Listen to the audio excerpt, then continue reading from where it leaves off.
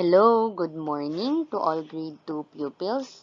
It's time to study, learn, and practice using our module in English. Are you ready? Let's begin. First, let us make sure that we have with us our module in English. Let us also prepare our pencil and our notebook, which we will use to write our answers on. Let us check once more if we have the needed materials for our modular session today. Module in English, check. Pencil, check. Notebook, check. Okay, now I can see that you are all ready. This time, let's start. Our lesson for today is about recognizing the common terms in English relating to parts of a book. Do you love to read books? If yes, that's good to know. But are you familiar with the different parts of the book? I know that you are a smart kid. That's why you will find it easy to learn the different parts of the book and their important purposes. For what I know, read the following sentences, identify what is being described, write the letter of the correct answer in your notebook. Number 1, this is the most important part of the book where the content, lessons, and activities are found. A. Author. B. Body. C. Cover. D. Table of contents. Number 2, the chapters and lesson title are listed on this part of the book. It has the page number for each chapter and lesson. Letter A, cover. B, index. C, spine. D, table of contents. Number 3, this part tells the title of the book, the author, and illustrator. It is found on the first page of the book. Letter A, index. B, glossary. C, table of contents. D, title page. Number 4, this is where you can find the date and place the book was printed and the publisher who distributed or issued it. Letter A, author. B, copyright page. C, cover. D, title page. And number 5, this part of the book contains a list of special words and their meanings. It is like a small dictionary at the back page of the book. Letter A, cover. B, index. C, glossary. D, table of contents. For what's in, label the parts of the book. Choose your answer below. Write the correct answer on your paper. Here are the choices: author, cover, illustrator, spine, and title. For what's new, let us read the dialogue between Gio and his mother. Then answer the questions that follow. Write the correct answer on your paper.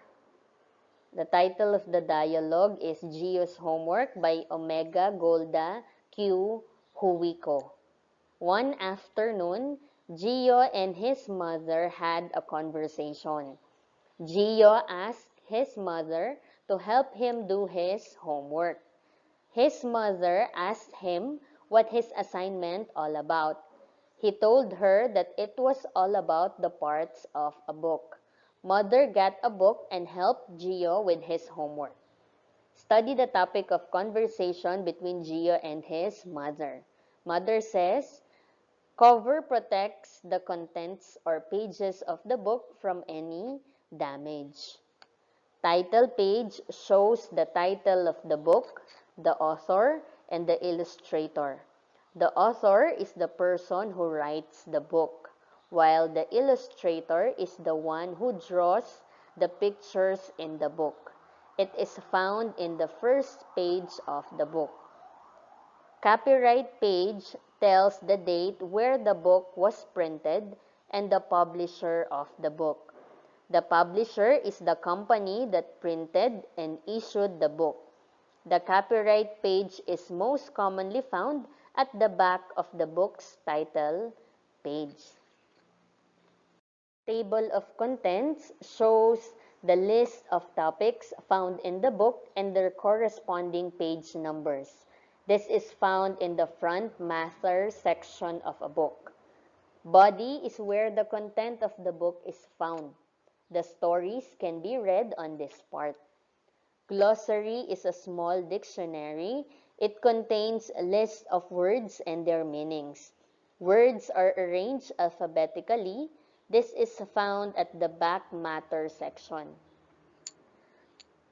Are you now familiar with the parts of the book? Yes, ma'am. Now I can tell each part of the book and what it is for. I am going to write it in my assignment notebook. Thank you, ma'am. Let us answer the following questions. Number 1, who needed help for his homework? Number 2, how did he answer his homework? Number 3, what are the parts of a book mentioned in the dialogue? Number 4, what good qualities does Gio possess based on the story? And number 5, whom do you ask for help when you have homework? It's activity time. There are plenty of activities prepared just for you so you can put into practice everything that you learned in this module. Ready your pencil and your notebook because we will begin answering. For what's more, guided activity 1, find words that are related to the parts of a book. Write the correct answer on your paper. The first one is done for you. You are going to write the parts of the book that you can find in the word search. For guided assessment 1, study the pictures below, then answer the following questions. Write the letter of the correct answer on your paper. Number 1, choose the book showing the front cover. Is it letter A, letter B, or letter C? Write your answer on your notebook. Number 2, where would you find the title? A, front matter, B, back matter, C, middle part, or D, rear page? Number 3, where would you find the glossary? A, front matter, B, inner page, C, back matter, D, middle part? Number 4, where would you find the table of contents? A, front matter, B, back matter, C, end page, D, rear page? And number 5, where would you find the title page? A, front matter, B, back matter, C, end page, D, rear page? For guided activity 2, identify the parts of the book shown in each picture. Choose your answer from the box. Write the correct answer on your paper. Here are the choices: cover, copyright page, glossary, table of contents, body, and title page. For guided assessment 2, match each picture with the corresponding part of the book. Write the letter of the correct answer on your paper. Here are the choices: letter A, body, B, cover, C, glossary, D, copyright page, E, title page, and F, table of contents. For independent activity 1, study the picture, then answer the questions that follow. Write the correct answer on your paper. Number 1, what is the title? Number 2, who is the author? Number 3, who is the illustrator? Number 4, what does the illustration show? Number 5, which part of the book you will find this? For independent assessment 1, study the picture and answer the questions. Write the letter of the correct answer on your paper. Number 1, when was the book printed? A, 2019, B, July 3, 2019, C, Philippines, D, Manila, Philippines. Number 4, where was the book printed? Letter A, 2019. B, July 3, 2019. C, Philippines. D, Manila, Philippines. Number 3, who published the book? Letter A, Philippines. B, first printing. C, Manila, Philippines. D, M&L Publishing Corporation. Number 4, what part of the book is shown? Letter A, cover. B, copyright page. C, glossary. D, title page. And number 5, where can you find this information in a book? A, front matter. B, back matter. C, rear page. D, center page. Independent activity 2, study the table of contents and answer the following questions. Write the letter of the correct answer on your paper. Number 1, what topic is found on chapter 1? A, home. B, hobbies. C, my family. D, food we eat. Number 2, where can you read the lesson on the children? A, page 1. B, page 3. C, page 5. D, page 8. Number 3, how many pages comprise chapter 1? Letter A, 5. B, 10. C, 15. D, 20. Number 4, what lesson can you read in chapter 2, page 13? A, home. B, hobbies. C, my neighbors. D, my community. Number 5, what part of the book is shown? A, cover. B, copyright page. C, title page. D, table of contents. For independent assessment 2, study the given illustration and answer the questions that follow. Write the letter of your answer on your paper. Number 1, how many words are there in the glossary? A, 8. B, 9. C, 10. D, 11. Number 2, where can you find the glossary? A, front matter. B, back matter. C, middle part. D, all of the above. Number 3, the words in the glossary are arranged blank. A, by the number. B, in any order. C, alphabetically. D, none of the above. Number 4, what can you find in the glossary?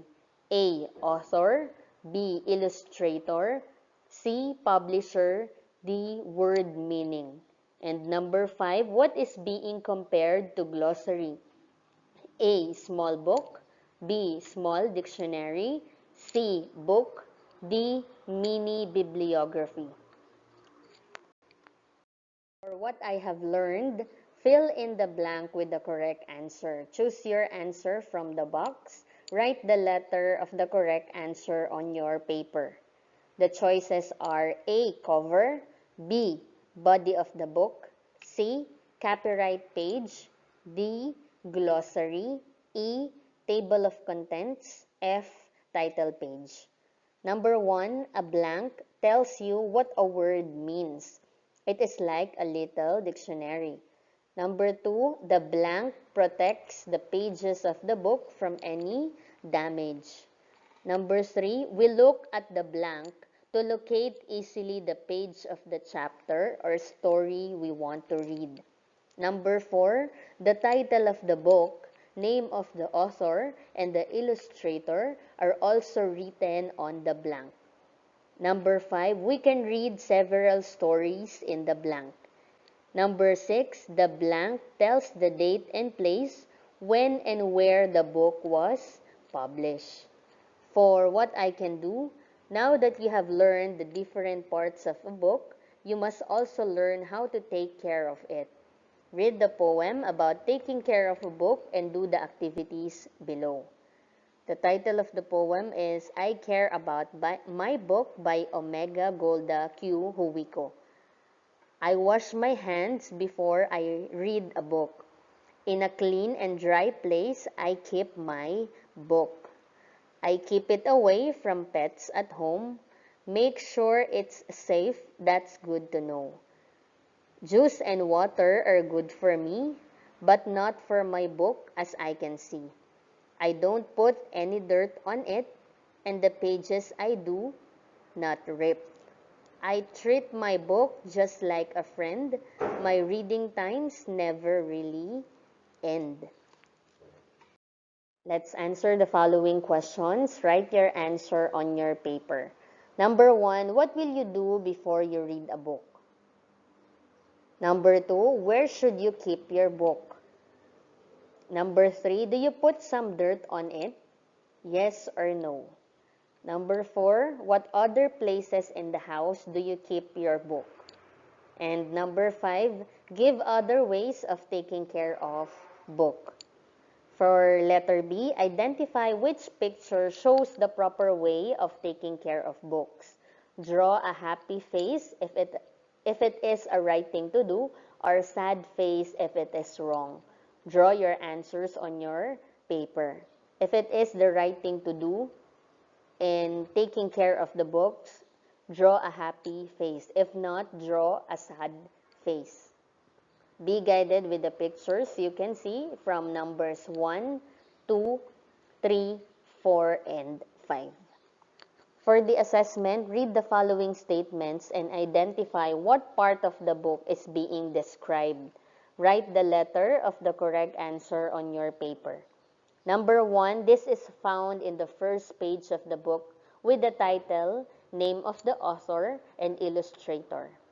A. Glossary. B. Title page. C. Copyright page. D. Table of contents. Number 2, this is found in the front matter of a book and tells what page the chapter starts on. A. Cover. B. Title page. C. Copyright page. D. Table of contents. Number 3, the part of a book that gives the meaning of some special words, and it is a mini dictionary. A. Index. B. Glossary. C. Title page. D. Table of contents. Number 4, this is the part of a book where the contents or stories are found. A. Body. B. Title page. C. Copyright page. D. Table of contents. And number 5, it shows the date when the book was published. A. Cover. B. Author. C. Title page. D. Copyright page. Additional activities. Identify each part of a book using the configuration clues. Write the correct answer on your paper. Thank you, kids. Remember, a book has different parts and each part has an important purpose. Knowing the parts of the book helps you locate the information quickly and easily. This is Teacher Carmela M. Santos, leaving you with a message: patuloy na magbasa, patuloy na matuto, patuloy na magsanay, #ProjectAppear. See you around!